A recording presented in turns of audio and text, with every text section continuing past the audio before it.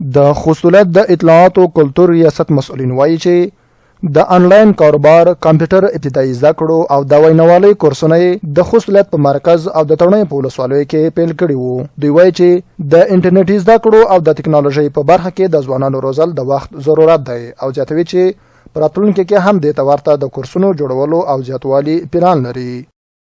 نن ورځ د اطلاعات کلتور ریاست د ځوانانو چارو امریت په چوکاټ کې چې کوم ښوونیز مرکزونه دي د دې نه کم از کم 80 کسونه فارغ شول، د کمپیوټر او د ویناوالۍ برخې زده کوونکي ول. د انلاین زده کړو کاروبار چې کوم وو دغه تقریبا موږ سره کم از کم 100 زده کوونکي ول چې برحاله یو 15 کسان دي او پیسې ګټي دغه تجارت نه.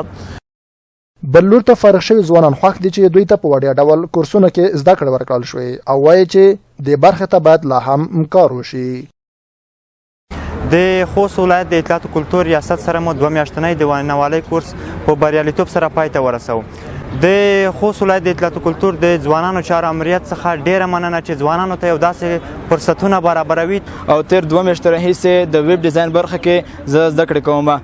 دا چې د 2 میاشتې راهیسې خپل زده کړې بشپړې کړې دي او نن هغه ورځ ده چې موږ نن فراغت ترلاسه کوو. نو ویب ډیزاین یو هغه برخه کوم چې د موږ لپاره ډیره مهمه وه، په دې برخه کې موږ ډیر کار کړی دی. د یادونې وړ ده چې د خوست ولایت د اطلاعات کلتور ریاست له دې څخه مخکې زده کوونکي په بېلابېلو برخو کې روزلي او د کار زمینه هم ورته برابره شوې ده.